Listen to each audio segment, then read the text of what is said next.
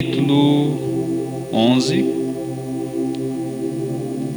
2 Samuel, capítulo 11. É uma mensagem conhecida.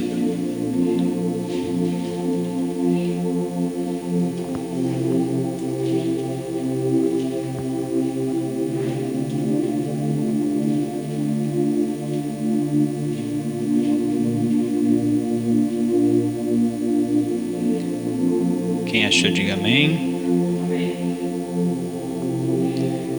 2 Samuel capítulo 11 está escrito assim: E aconteceu que, tendo decorrido um ano, no tempo em que os reis saíam para a guerra, enviou Davi a Joabe e a seus servos com ele e todo Israel para que destruísse os filhos de Amon e cercasse Rabá. Porém Davi ficou em Jerusalém. Aconteceu a hora da tarde que Davi se levantou do seu leito e andava passeando no terraço da casa real, e viu do terraço uma mulher que estava se lavando, e era essa mulher muito formosa à vista. Enviou Davi e perguntou por aquela mulher e disse: Porventura não é esta Batseba, filha de Eliã, e mulher de Urias o heteu? Então enviou Davi mensageiro e mandou trazer, e entrando ela a ele, se deitou com ela, e já ela se sentia purificado na sua imundície. Então voltou ela para a sua casa. Agora vai para o capítulo 12, no versículo 5. Capítulo 12 mesmo, no próximo capítulo, né? Versículo 5. Está escrito assim: Então o furor de Davi se acendeu em grande maneira contra aquele homem, e disse a Natã: Vive o Senhor, que é digno de morte, e o homem que fez isso, e pela cordeira tornará a dar quadruplicado, porque fez tal coisas e porque não se compadeceu. Então disse Natã a Davi: Tu és este homem. Amém? Pode fechar a Bíblia ou deixar aberta, os irmãos que sabem. Irmãos, é uma palavra simples, mas eu creio que vai ser direcionada a cada um necessitado. Uma vez eu recebi um vídeo, eu não sei se eu recebi ou vi, não sei, que eu fico vendo muito vídeo. Aí foi até engraçado que ele estava falando, o pastor estava falando de salário.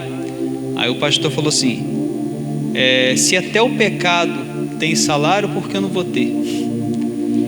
Se até porque o salário do pecado é a morte. Aí ele falando: se até o pecado não tem salário, por que eu não vou ter?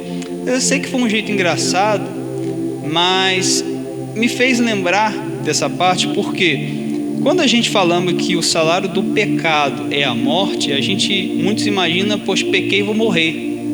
Não é bem assim. Acho que é pior, porque uma hora é você morrer ali, outra hora é você se matar aos poucos. O salário do pecado, quando diz que você leva a morte, ele leva à morte, ou seja, é a morte moral, é a morte espiritual, é a frieza. Isso é morte. Você vai se matando aos poucos. O salário do pecado é esse.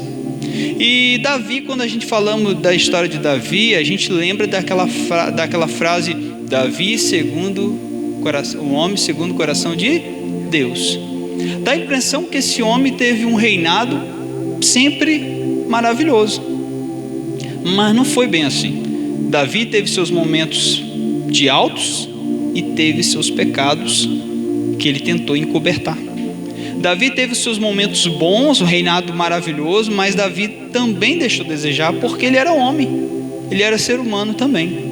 Só que o que ele traz aqui no capítulo 11, traz um pouquinho de ensinamento para nós, porque ele fala o seguinte: a história diz que no capítulo 11, tinha uma época que quando o exército ia para a guerra, os reis deveriam ir também, porque aqui está dizendo, e aconteceu que, tendo decorrido um ano, no tempo em que os reis saíam para a guerra, Então os reis tinham que ir para a guerra, porque ele era uma motivação para o exército, era uma motivação para os soldados. Então o rei tinha que estar lá na guerra.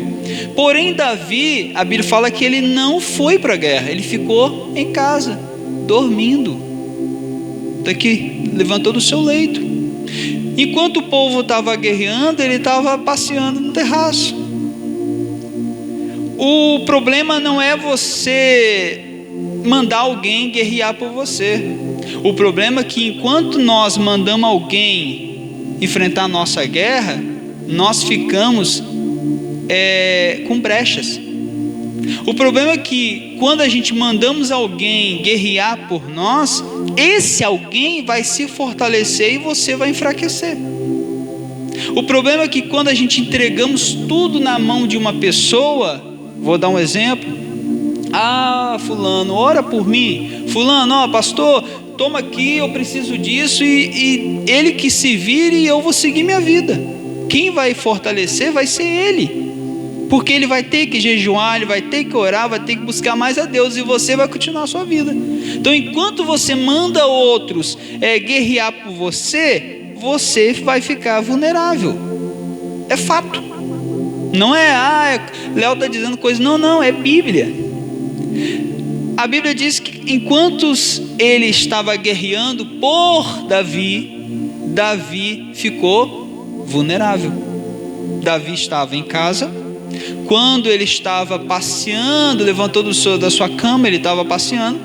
Quando ele olha na sua visão privilegiada, ele olha uma mulher se banhando, Batseba. Diz a história que era uma mulher linda, era a segunda mulher mais linda, porque a primeira é minha esposa, né? Aí ele pega e vê Batseba se lavando. Ele olha para aquela mulher, deseja aquela mulher, chama aquela mulher e tem relação com aquela mulher. O problema é que aquela mulher tinha marido. Mas Davi não era um homem segundo o coração de Deus? Como eu disse, ele tinha seus altos e baixos. Ele deseja aquela mulher, engravida aquela mulher. Depois que engravida, ele fala assim: e agora? Eu não posso contar para ninguém, eu tenho que encobertar esse pecado, porque por mais que eu sou rei, mas eu tenho que seguir regras. E agora o que eu faço? Então ele faz o quê? Ele chega para o Urias, que era o marido dessa mulher, que era soldado dele, e fala assim: Urias, você está cansado, vai para sua casa, deita com a sua esposa, vai descansar. Por quê? Deitando com a esposa, vai dizer que o filho é de Urias. Mas Urias, como um bom soldado, não foi para casa, ficou em frente ao palácio. Ele viu que não tinha como, ele embebedou Urias e falou: Urias, vai. Ele não foi para casa. Então ele falou assim: agora eu tenho que partir para o plano B. Chegou para o Joabe, que era chefe dos exércitos dele, falou: Joabe, me ajuda aí, coloca Urias de frente para a batalha, porque eu quero que ele morra. Ele tem que morrer. Joabe obedece, coloca ele em frente à batalha, ele morre e ele fala: pronto, agora estou livre. Só que ele só esqueceu de um seguinte: do homem você esconde, mas de Deus não. Um certo dia, o profeta da época, Natan, chega para Davi e fala: Davi, preciso conversar com o senhor, senta aí, e eu preciso contar uma história para você. Havia um fazendeiro, tinha muitas ovelhas, muitos animais, e tinha um homem que só tinha uma ovelhinha. E um dia chegou um viajante na casa desse fazendeiro que tinha muitas ovelhas, e para comemorar, em vez de esse fazendeiro pegar uma ovelha dele, pois ele tinha bastante, esse fazendeiro pegou a única ovelha daquele homem que só tinha uma. O que deve ser feito a este homem?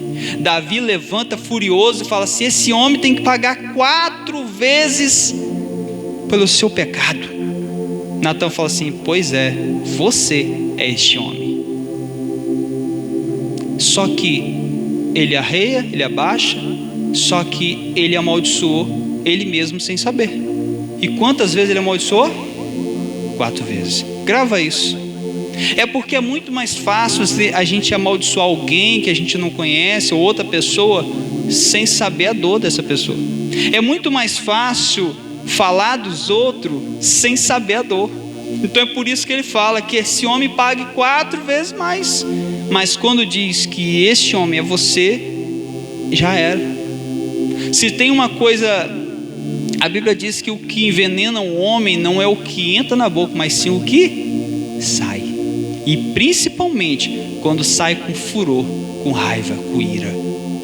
Quando uma praga, uma maldição é lançada quando você está com raiva, pode ser plantada, tá?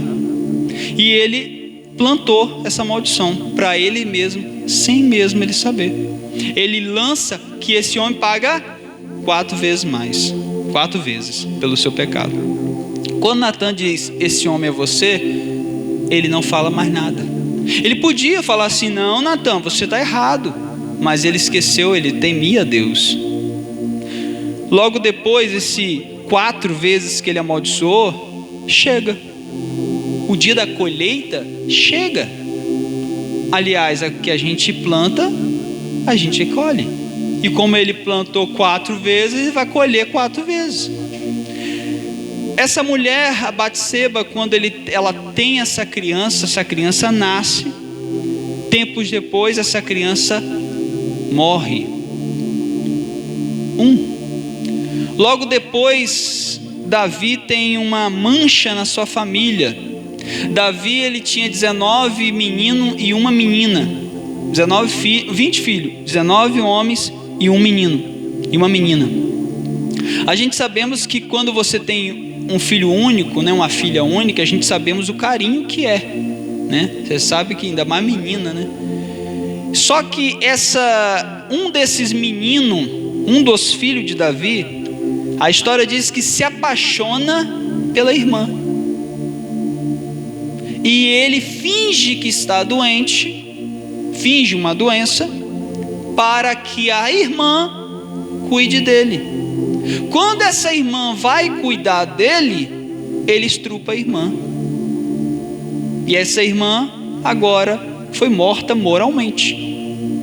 Quando Davi descobre que a sua filha, a sua única filha, foi estrupada, Davi quer descobrir quem foi o cara para que isso pague. Quando diz, foi seu filho Aminon, sabe o que Davi faz? Nada. Sabe por quê? Ele não tinha moral. Ele não tinha moral para falar.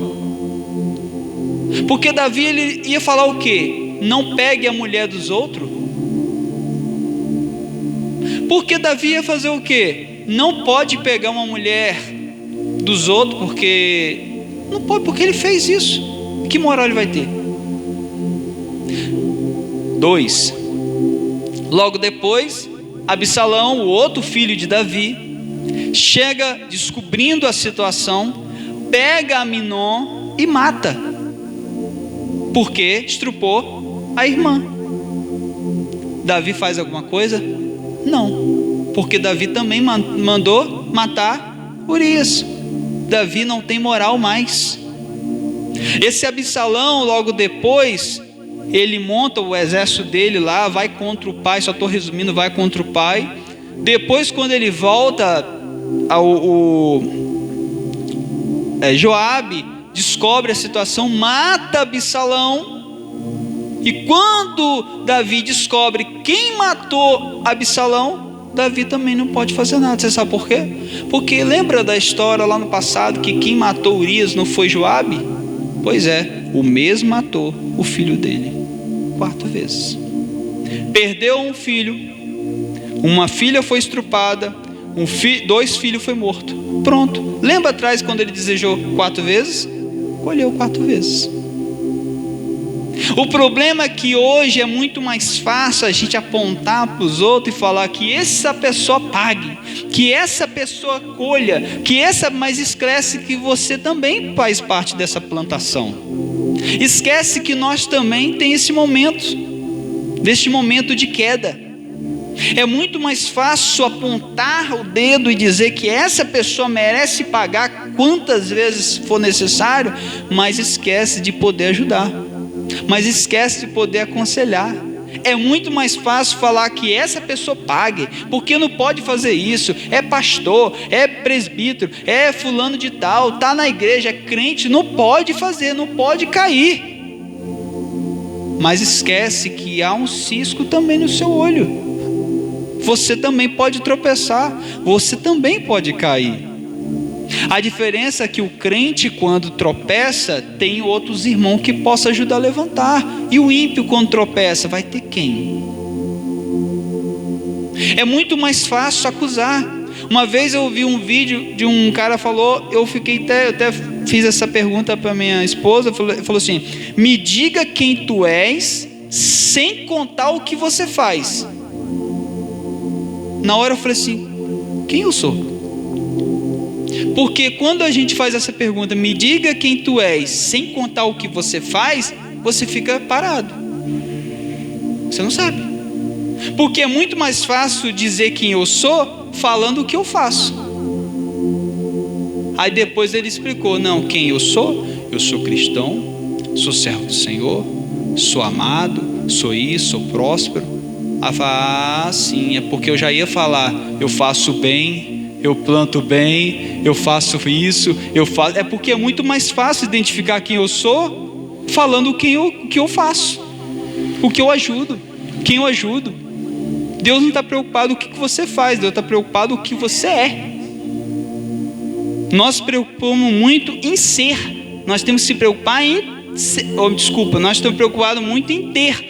Nós temos que se preocupar em ser.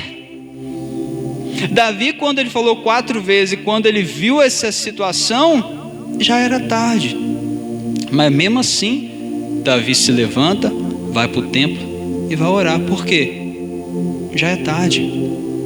Mas enquanto você ainda respira esse ar, ainda há esperança. Não adianta apontar o dedo para o irmão e dizer: você fez isso. A Bíblia fala que antes de tirar o cisco do olho do outro, tira a trave que está no seu olho. Se um cair, ajuda a levantar. Davi, nessa pequena mensagem, nos ensina que antes que a gente aponte para alguém, não esqueça que Deus também está apontando para você. Antes que você tenta acusar alguém, não esqueça que você também faz parte dessa colheita. Amém?